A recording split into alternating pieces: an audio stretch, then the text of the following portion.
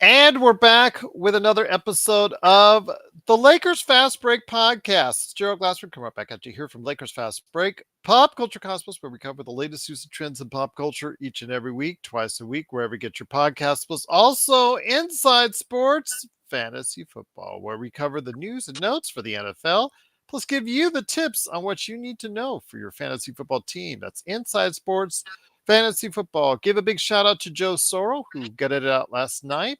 He is Ox1947 at LakersBall.com. Plus, also, he has a company you need to support while he's under the weather. It is Simblades. Simblades with a And Y.com. it's funny. Weather doesn't affect his product. No, that's true. And he's actually going to gut it out and go to the national championship game in Phoenix tomorrow. Like tonight? Oh, tomorrow. Tomorrow, yes. Get some sleep, Joe. Get some rest. Drink some hot tea. Well, he might even stop by tonight. You never know. But also, as well, of course, Jamie Sweet, a.k.a. Admiral Akbar, a.k.a. Yami Swoot. He is the man behind 5 Things. Got to go ahead and check out his 5 Things articles, along with the #1 Lakers blogger, that is Laker Tom, the guy of many a conversation on this show for altogether different reasons. It is, of course, Lakerholics.com. You go ahead and check out what they're doing today at Lakerholics, because they are the Lakerholics. Laker Tom, with his crazy trade proposals and crazy trade ideas and all that stuff, and his undevoted, I guess, dying love for Darvin Ham. Yes. Maybe the only one, because they're running out of supporters for Darvin Ham at this point in time. So go ahead and check out what he's doing at Lakerholics.com. Also, our good friends Empire Jeff TV, who has a help wanted sign on his latest video right now for Darvin Ham. Also, as well, Lakers in 5. Also, of course, Daniel Berry Sports Highlights, who's popping in right now. Please support those channels, plus also Lakers Corner. And, of course, Larry Lakers Dribbling Chit Chat and the John McCallion channel. And it would be great if you could help us out with a subscribe, a like, a follow, a comment, whatever you can do to help support us. It is greatly appreciated from all of us here at the Lakers Fast Break. Well, the Lakers tonight in another Battle of LA. The Clippers really playing well for the past 3 weeks, and the Lakers in that period of time have seemingly fallen off of a cliff. Since the IST, the 2 teams in LA have seemingly gone in completely different directions. And for the Lakers, that has meant nothing but turmoil for the Los Angeles Lakers, with terrible plays. Just the offense is unimaginative. Offense is lack of production. Defense, perimeter is just absolutely horrible. A lot of things are being said. Fingers are being pointed. Excuses always seemingly being made. And then a big shout out to you, Aussie. Truly appreciate, John, you being here. Also as well on Facebook. Cannot thank you enough for doing so. Daniel Berry Sports Highlights and everyone out there, truly appreciate it. It is the preview for the Los Angeles Lakers and Los Angeles Clippers. We'll be on playback.tv/Lakers Fast Break, but I will once again simulcast it out to all of our outlets. So look forward to seeing us and all of our NSFW glory on your favorite outlets right there. So be prepared for that is all I'll say, especially if Joe's on the show, that's for sure. But the Lakers come into tonight with a 17-19 record. They face off against the Clippers. Again, a tale of 2 teams going in different directions since the IST victory by the Lakers. And the seat has become a lot hotter in recent days for Darvin Ham. So much so, you see shows like Empire Jeff talking about help wanted on right there on his channel right now. But also with ours, you've been seeing this over the course of the past few weeks and months. We picked up on this early on, and here today to go ahead and preview today's game and also the true status of Darvin Ham in his opinion. Good man indeed. He is one half of the main team of the Lakerholics. It is Admiral Akbar himself, Jamie Sweet. Jamie, great to have you here, my friend. Looking like you're getting ready to play a tune. Looking like you're getting ready to go ahead and warm up for the Lakers. Your thoughts, my friend, on all the turmoil going around with the Lakers? I got a little West LA fadeaway going right here, because that's exactly what's happening to the Lakers right now. They are fading away. Yes, sirree, just fading away. It's hard to watch right now. It's hard to even be like, I don't want to it's like I don't want to just punch a person when they're down. Darvin Ham's. I think this is worse than last season. Last season, nobody really expected it to work, and Well, you had the Russell Westbrook excuse. that's what I'm saying. Like out of the gate, it was like, well, you're behind the 8 ball already. And this season, it was the opposite. This season, it was like, well, you've got some chemistry, you've got some continuity. There wasn't like massive roster turnover like there had been the 3 previous seasons before that, where it was aside from AD and LeBron, I mean, there's nobody left from when we won the bubble championship just 3 short years ago,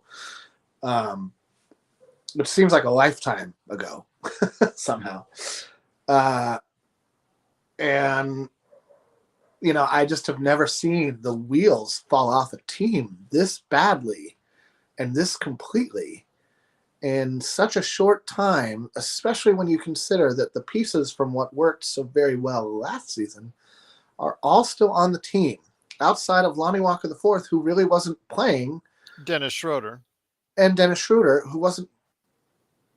Yeah, Schroeder, I guess. Depends on who you talk to on Dennis Schroeder. Yeah, I mean, he backed up D'Lo. From the beginning of training camp, we've all harped on the lack of guard depth the team has. We went big, and you could argue we went 1 or 2 too many bigs. It feels like Hayes or Wood both can't play, and that Ham doesn't seem to know how to use either one of them very well.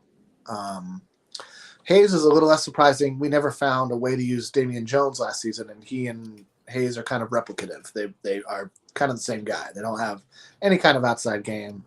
You really just want them to box out, rebound, play defense, set screens, and that's it. And then you're done. You do that, and you're done.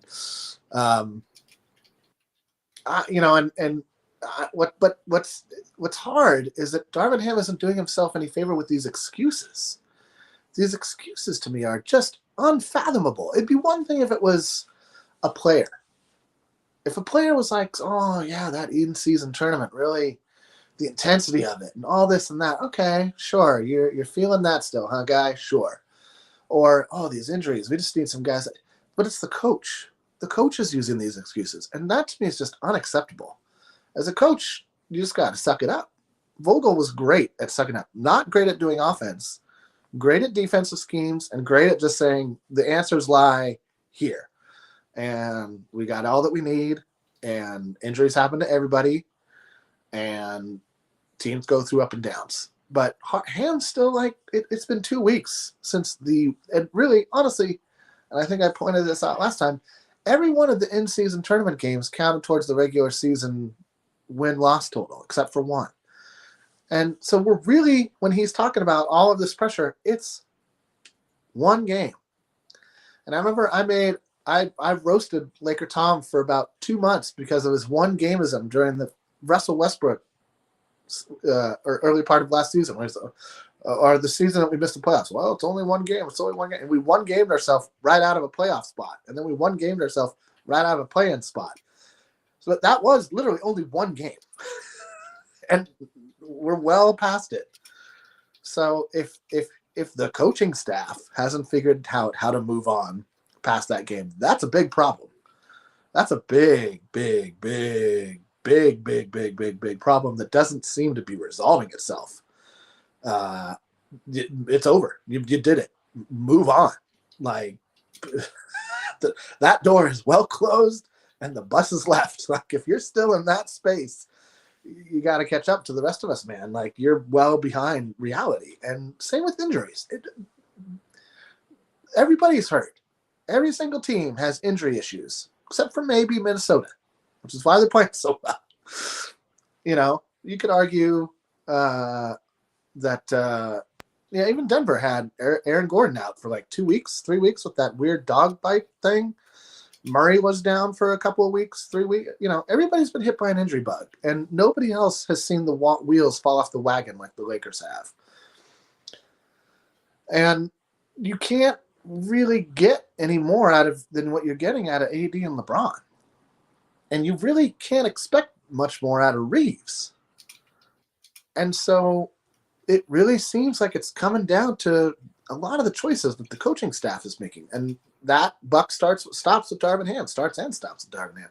So like whether he's getting bad advice from a coach or whatever on his staff, that's not, he's still the one pulling the strings. He's still the one that he's making the decisions. So just some of the choices are just completely and utterly mind-boggling. You can't. I know that some people are a big fan of the switch everything defense, but you can't switch everything with LeBron anymore. You really can't. You need to. LeBron cannot be the point guard, the fourth quarter clutch guy, play 35 plus minutes a game, and switch everything, close out hard on threes. It's not going to happen. The dude is 39 years old. He can't do it. The mind might be willing, might. The body is certainly not. That shot goes up from the corner, and he's the guy who's like one step behind the play a lot. And that's not his fault. That's the coaching staff's fault. That's not putting good defenders around. That's not saying like, hey man, like we're gonna do what we can to keep LeBron on the weak side of the court. We want you to come in, grab the rebound when the shot goes up. That's what you do on defense, and then we need you to be excellent in the fourth quarter. And he wasn't excellent in the fourth quarter against Memphis. He looked gassed in the fourth quarter. He's looked gassed in the fourth quarter of just about every game in the last week and a half. And I think some of that is the losing. And I think a lot of it is just the dude, he's an old man playing a young man's game. I mean, he's not old. I'm older than him by like 10 years. But like for an NBA player, he is really, really old. And it's admirable what he's doing. I would never try to take anything away from what LeBron's doing. He's doing something that I did not think was possible, to be honest. And so it's the recognition by the coaching staff, and they've just hitched their horse to this LeBron can pull us all the way card. He can't do it anymore. They all need to be better. All the role players, all of the coaching staff, the ball boy. Everybody's got to step up a little more and fill in those gaps that LeBron can't fill in. He's not going to take a team to a decent playoff berth in the playoffs by himself. He's not going to carry a pile of dead logs through the entire regular season by himself and then get them to perform at a level that actually wins playoff game. It's not going to happen. It doesn't happen anymore. So the fact that the staff seems incapable of realizing this is, to me, concerning. The fact that we continue to build a team around older guys, even though we reduced the age of the team this year, we're still, I feel like, kind of an older team in the way that we play. It's a little bit of a concern for me. So, I mean, I hate to say it, but I don't think we're going to win tonight.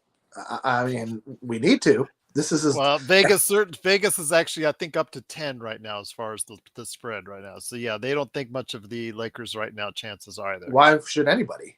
We're collapsing in fourth quarters. The Darvin Ham watch has been officially on for quite some time. I'll bet I'll bet Vegas has better odds on Darvin Ham getting fired than on the Lakers winning tonight. Now I don't think that's, unfortunately, I don't think that's, one of our bloggers on LakerHolics.com. Please pop by and join the conversation at LakerHolics.com. Juan Mongo Slade says he couldn't remember the last time a coach got fired in season other than Rudy Tomjanovich, who stepped down for health reasons. And Mike Brown 5 games in, though. 5 games in, like early in the season. And I kind of have to agree with him. I think that they'll, barring, 10. Yeah, but there's never been this kind of media pressure, social media, the outlets, all that. I don't think the Lakers care about that. I think they care about the on-court product. I think but that's what's driving the media pressure, right? Like there would be no media pressure if we had won 2 or 3 games more. If, LeBron's toe had not been on the line, and that was a 3. We were in 5th or 6th place in the Western Conference. This wouldn't be. Or even still in the play-in. We're not even in the play-in. We would still have this conversation, but the rest of the media. Sure, but no, nobody else would be flipping out. The fact that the Houston Rockets have a better record than the Los Angeles Lakers right now ought to be mind-numbing to many fans. And if it's not, I don't know what you're watching. It's mind-numbing to me. I looked at the standings and I was like, Houston's better than us and climbing. and playing better than us. We're not in the playoffs right now. If it started today, We're in nothing. We're in lottery land.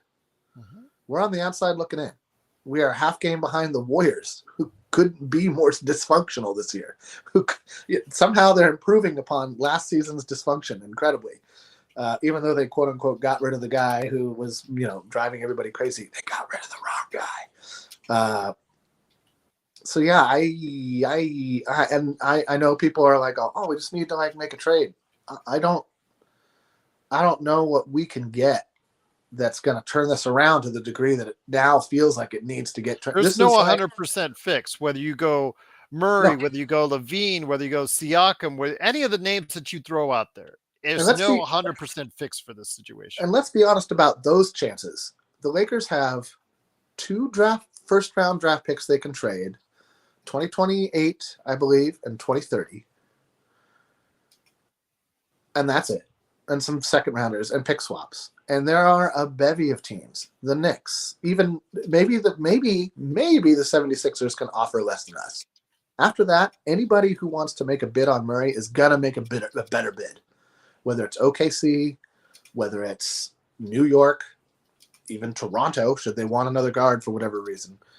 Any number of teams can make a much better offer, and they're in exactly the same situation. Even Golden State, with Chris Paul's expiring deal, can make a better offer. We don't even have expiring contracts to offer.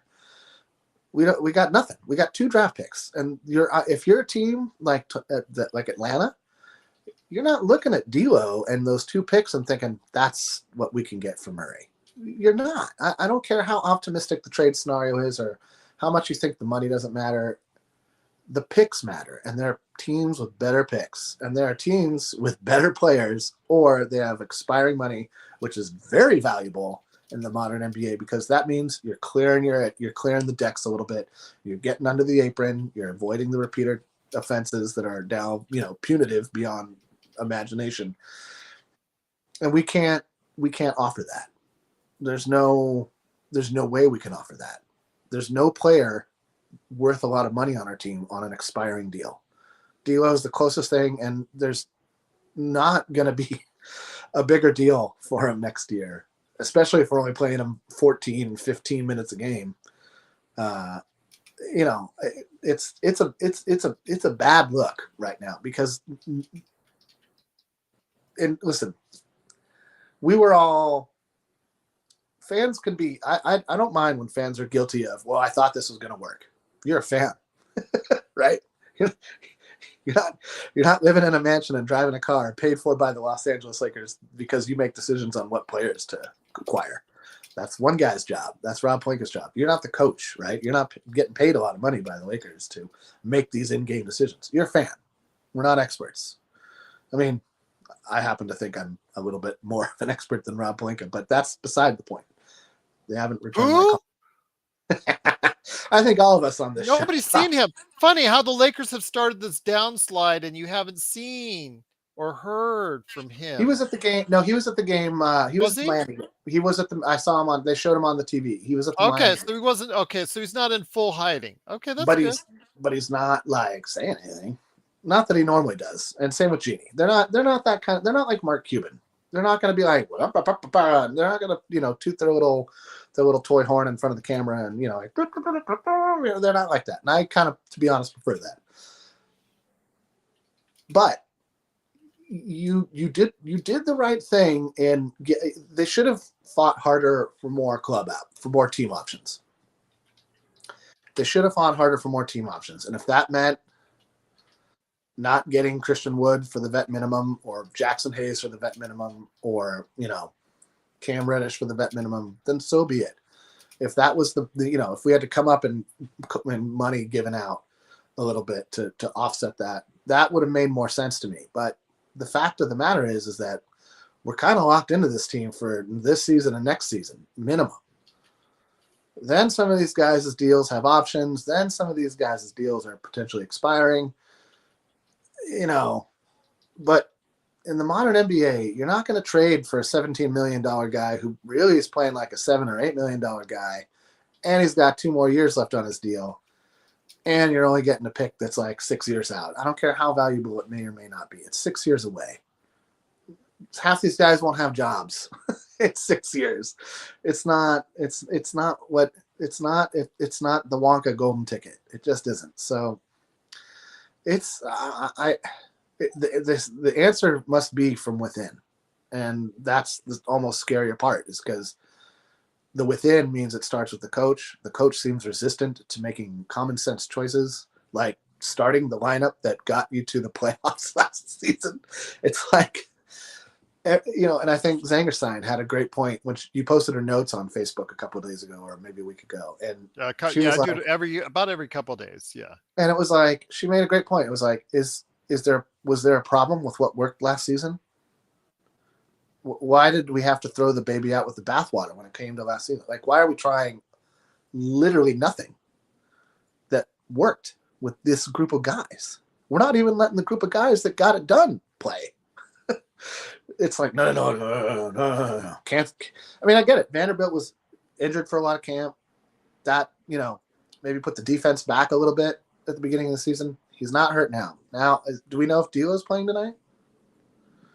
D'Lo, yes, the latest news is D'Lo is going to be available to play. He is coming off the bench still. And then, of course, we did sign on a two-way contract Dylan Windler, whose last game was 22 points and 33 rebounds in the G League. He's played with three teams, of course, the NBA, his NBA career. He's been about, I think, fourth or fifth season. And then he did play earlier this year had a cup of coffee with the Knicks.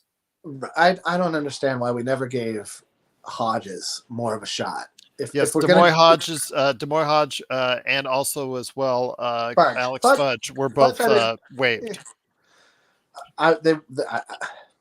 This whole season has been inexplicable to me, starting with our draft pick. But we don't need to rehash that for the 499th time. But yeah, man, you know me. I'm a diehard realist, and this is it just doesn't feel good right now. There's not much to be optimistic about or glass half full about, as Laker Tom would say. And if that means I'm a glass half empty guy, then bring it. I'm a glass half empty guy. I mean, do you see what do you see that would give you hope at this moment? Right now, what would give me hope at this moment, I think, is a coaching change. I think a coaching change. I think they would rally around Phil Handy. Like, almost every coaching change happens where you get a burst of energy. Guys see that their jobs will be changing, things of that nature. So you will see a short-term burst, but he's not the full answer. He's not the answer for you long-term, but he is a short-term fix for you, I think, over what we're seeing right now with Darvin Ham, because I don't want to say he's lost the team, but it's come pretty darn close where he is not getting what you need out of the team. The team is questioning him. There's rumored strife between him and not just one player, but more players. D'Angelo can't be happy coming off the bench. The issues that you heard about Austin Reeves, his constant comments in regards to the excuses that he continually has instead of just going out like LeBron says, we suck. Finally, you got a Laker to fess up. AD has been the only one that really has been brutally honest about the Lakers' performance this period of time until the last game where LeBron finally said, you know what, we suck.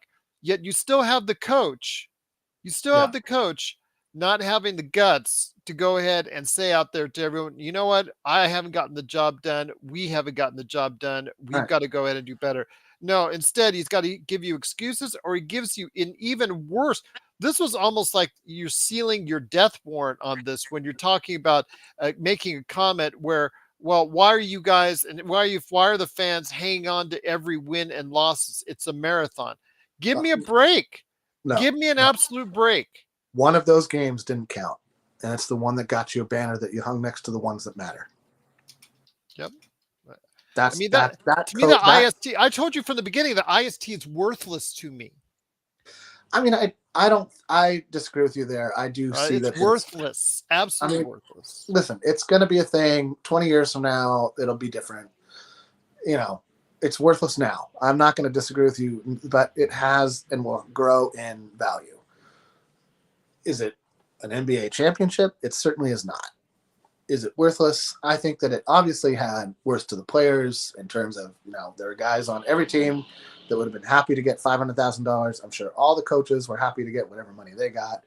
I'm sure Jeannie and Rob were happy that we got it and not the Celtics. And that was something I it was funny to see how up until the Lakers won it, there were all these fans, oh, this matters. And as soon as Lakers won it, oh, it's a garbage prize. Oh, I think it has more worth than that. I'm not going down that road. But I don't by all means. I'm here for world championships, man. You I see don't this disagree. shirt? This is a world championship shirt. I don't have and I will never own an IST championship shirt unless it's worth a lot of valuable money and I can sell it off to someone else. That's right, Gerald. See, that's your only priorities are right on, Gerald. Yes, but I'll find that in the clearance rack here in a couple days, probably somewhere at Joe's favorite store, Marshall's. He was talking about last time. I think I'll go in that store. I haven't been in that store in ages, but I think I'll go stop by and go check in the clearance rack, and I'll probably see an IST championship shirt right there. I only $5. I only shop at Miller Jeans or Miller. What was that? What did it? Yeah, I forget what it used to be called. Miller. I forget. Anyway. But anyways, again, the Lakers will have D'Angelo Russell in the lineup tonight. He will be coming off the bench. You disagree with that? It sounds like you're shaking. It sounds like it because you're shaking your head. Because listen, let me put it this way. If I were the coach and I was somehow in this position where I was like, man, I've been throwing pasta at the wall. I feel like I've emptied every bullet in my gun except for the one that worked last season. I would not be resistant.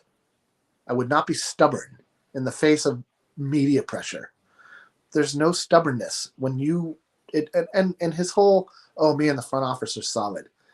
That is the most naive thing a coach can ever say. And somehow he topped it with that, oh, I don't know why everybody's hanging on one game. It's not just the one game, bro. It's the 14 games of which you've won 3. Since the IST. There's 11 games we're actually hanging on. And it's the four in a row losses we're hanging on. And it's your inability to generate offense on a consistent. That's what we're hanging on, guy. It's not just the game. And you're wrong. It isn't a marathon. Every game counts. If you miss the play-in by one game, you're going to look back on that comment and think, that aged poorly. I could have phrased that a little better. And so, this is what I'm saying. Like, he's just not, he doesn't get it. He doesn't get it. He doesn't understand that. And that's the biggest problem. If the coach doesn't get that, like, there's room for improvement. And listen, this is why I would start D'Angelo. This is why I'd start Russell. If LeBron is killing himself, getting us through 3 quarters with, in a competitive manner, which he is, you have to get someone in the first quarter going other than LeBron. When we were winning last season, that was D'Lo. Reeves cannot run a starting unit by himself.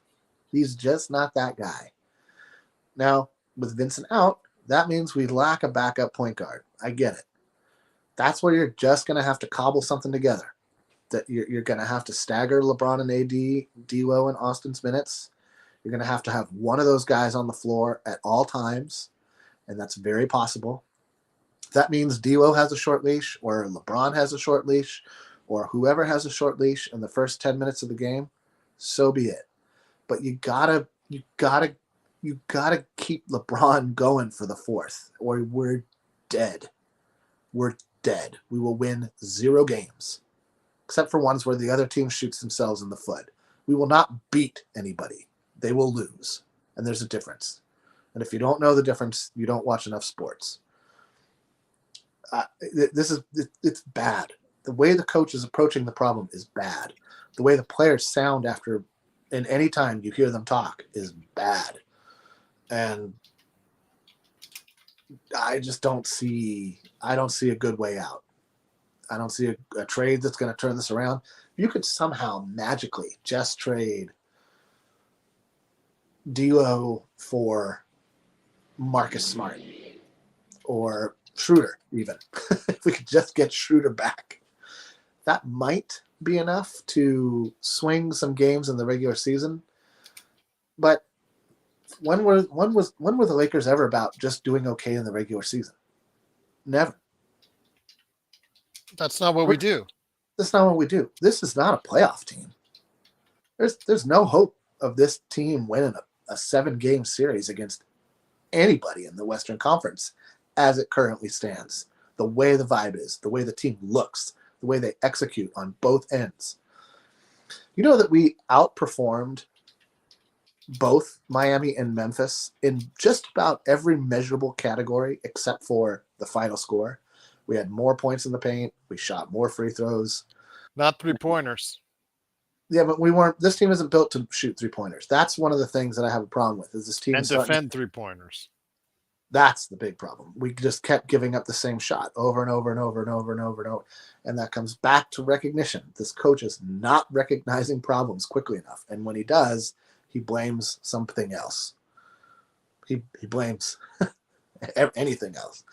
So I thought it's almost as if this was his rookie season as a head coach. I thought he was a better coach last season. I thought he was a better coach when he was able to bench Russell Westbrook and still get something out of him. I thought he was a better head coach when Russ started really pouting on and off the court, and he just handled it really well.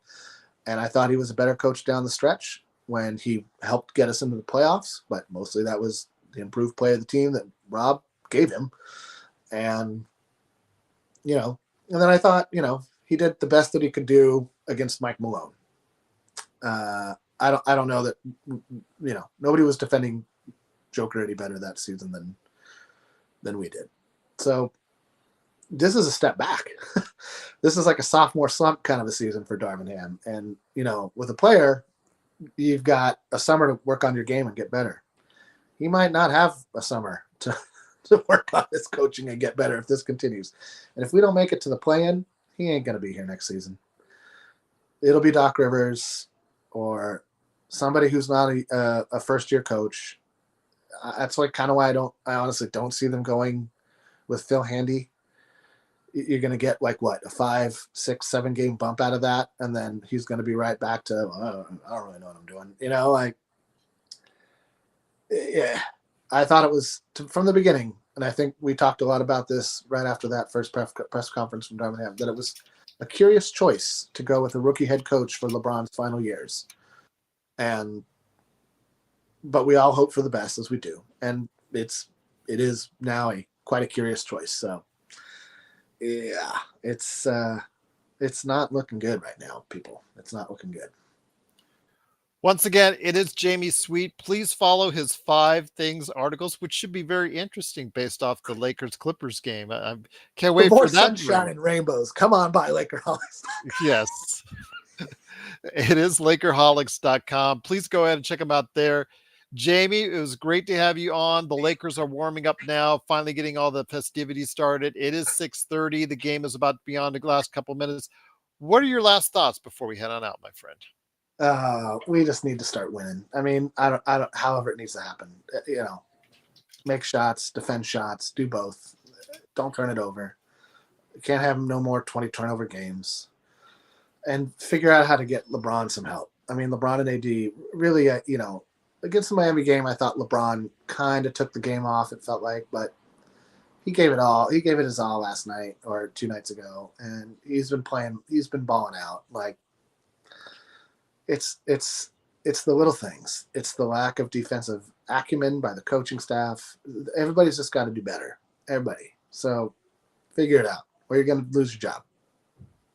That's true, my friend. And let me ask you this on a final note, because again, Empire Jeff had his thoughts on Darvin Ham, asking if this could be the final game. Let's say the Lakers do get blown out by the Clippers. Is this the final game for Darvin Ham? No, I think they would still try to make a trade happen before they fire Darvin Ham. Unfortunately, I would rather they fire Darvin Ham, but I think they'll try to move D'Lo for somebody. Okay, it's not yet the 15th, so not all the salaries are available to go ahead and be traded. No, but you can trade D'Lo now. You could have traded him. Yeah, but you can't trade the assets you might want to trade him for. May not all be eligible to the 15th. I don't know. Anybody who signed a deal. I mean, I think who are we talking about? Well, Andrew's already got his usual suspects there. The usual suspects that are out there: Zach Levine, who I think would be a mistake; Alex Mistake. Caruso, We don't have bring the. back We don't Alex have, Caruso. I don't we think just don't have the money to make that work. We don't have the. You'd have to do. Yeah, I guess if you you brought could. Drummond. You do have the money to make it work. The thing is, do you want to waste $148 million on Zach Levine? No. I don't mean Zach. I mean I'm not going Caruso's to say gone. he's not a hard no, but to me, I would turn it down. He just, Would you? Do you think Caruso and Drummond would be enough to turn this around? no. I don't. Drummond, getting back to Drummond it didn't work. It didn't work for you before. Why would you want to, why would you think it works now? I don't think it works out. I think you have to include him because of the money. Like And, Caruso only makes 12 mil, right? 11 yeah. mil, 12 mil, And something like Sharky, that. DeRozan's not a shooter. He's a scorer. He's actually a decent 3-point shooter, but he doesn't like the 3-point shot. So he's a scorer, not a shooter, which is something, if you want to stretch the defense, he's something he doesn't do. No, no. And he's going to need the ball in his hands, and you don't want LeBron to be a spot-up shooter. Now, the That's player you do want is Caruso, but he's going to be, up for sale to every team out there, every contending team that wants to go ahead. Really, it comes down to how many draft picks do you want to give up for AC Fresh? I don't know that listen, that was the great mistake of Rob Pelinka's era, besides the Russell Westbrook trade. And that one was very correctable. You really just had to understand that THT wasn't very good. And if you watch basketball, I would have thought you would know that. If people would have known that, despite his amazing play. Trust me, I miss having Alex Caruso here every day. Every single day. Every day. Every single day. Every single day. Every single called day. it then, and we call it now. That would be a mistake for the Lakers. And it ended up being just. If I ever see Rob Pelinka, I will let him know that. I will. Just so you know, every single day, Rob, I miss Alex Caruso. You're an idiot. Goodbye. Yeah. Enjoy the money in the Ferrari. Well, he's there at El Segundo maybe sometimes. I don't know. You said he's there at Miami games, so let's see if he makes himself more visible during this losing streak than he did last time when the Lakers. Technically, isn't tonight a Clipper game? Aren't we? Aren't we on the road? I think the Lakers are the home team this time. Yeah, it's the Lakers. It's on the Lakers home court. So yes. West LA fade away. That's all I got, people.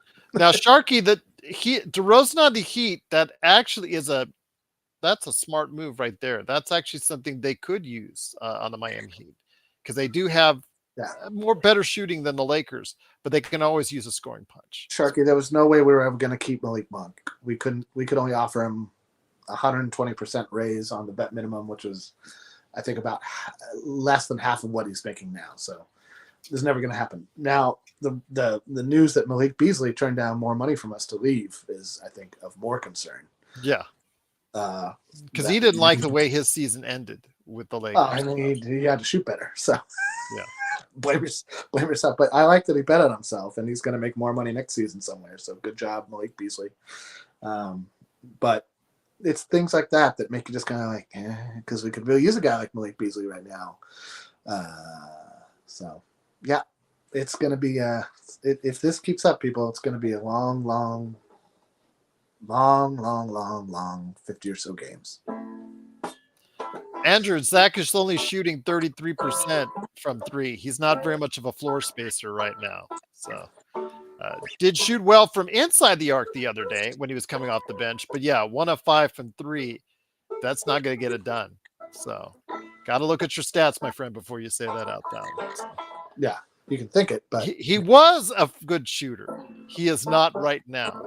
So the spread was 10.5 last time I looked at it. So yeah, in some circles here in Las Vegas. So yeah, let me see if it's gotten reduced, because the Lakers usually they usually come in. The fans from the LA, they come in, especially on the weekend. Vando starting or Cam? It should be. They did not mention the starting lineup yet. I'm going to go ahead and see if I can find it now. It is but I actually don't know. It looks like it's going to be the same starting lineup as we started last time. So Vando. No, wasn't it Cam and Prince? Oh, God, Vando was coming off the bench. Yeah. I also don't agree. Yeah, I just give the team that did it last season a shot, man. Just Andrew, just he was an elite shooter. Zach LaVine is not an elite shooter right now. no. Let him become an elite shooter again before you say he's an elite shooter. He's not an elite shooter. Ray Allen was an elite shooter, And he can't defend. and he can't defend. And you And he makes spend $148 million. That on is I'm on not going to creaky, say on Russell creaky knees, Westbrook, creaky knees, creaky knees. creaky knees. And he just Hard coming no. off an injury. Hard no. Yes. Hard no. I remember you Hard telling no. me he played 77 the last season, but remember the 7 seasons before that, he had not even reached 70 games. So Yeah. No, he's a risk. That's a risk, Andrew. no, He's not a Russell Westbrook, no, for me, but it's up there. It's up there. well, Fire you the remember. GM also, absolutely. Rob Pelinka, absolutely. Bye. Yep. Well, my friend, though, I will say, though, it's been a great pleasure bringing you on. But any last thoughts, my friend, before we head on out? Zach LaVine is not an elite shooter. He's an elite scorer, and there's a difference. Yes, Kobe yeah, Bryant, he's a scorer. I'll give you props on the score. Yeah, he's an elite scorer. He's more in the mold of Kobe Bryant than Ray Allen. Kobe Bryant was not an elite shooter. He was an elite scorer. His shooting splits aren't great, but his will to win was unquestionable, which is why he won so many titles.